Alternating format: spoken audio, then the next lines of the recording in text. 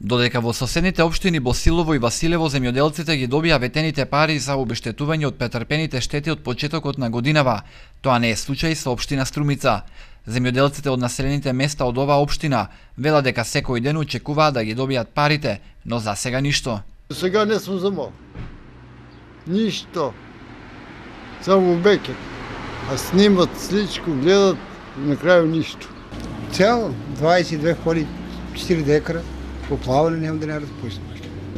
Сега не верувам дека ќе добие нешто. Ако требаш да добие, требаш да се даде за поливање на производството. Од Федерацијата на фармери убедуваат дека струмичките земјоделци треба да бидат трпеливи. Првиот човек Никола Стаменов уверува дека добил ветување од владата, дека во најскоро време парите од штетите ќе бидат исплатени. Последниот разговор кој јас лично разговаравме, дека сите она што е пријавено, целокупните оштетени површини, оштетени згради, живеалишта, плевни, дворови, сето тоа ќе биде обештетено.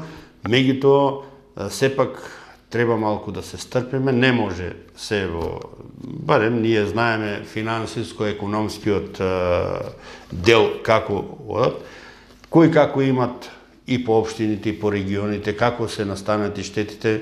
Ние уште од една штета, едно обештетување не сме завршили, а веќе имаме случаи каде што е Битолско-Прилепскиот регион, па и Ресенскиот регион со јаболкото што ни се случи, имаме веќе други обештетувања, што значи мораме да внимаваме таму кај што е најприоритетно, кај што треба да се даде, таму и ние сме затоа, ние секогаш во комуникација и со ресорното министерство, со владата на Република Македонија, ние имаме изградено некој став да секогаш се дава да се гледа приоритет кај онаму каде што е најпотребно, првенствено таму да се интервенира, а после во текот на годината целосно да се затвори финансиската конструкција за обештетувањето на ниво на Република Македонија. Во општина Струмица штетите изнесуваат околу 1,5 милиони евра.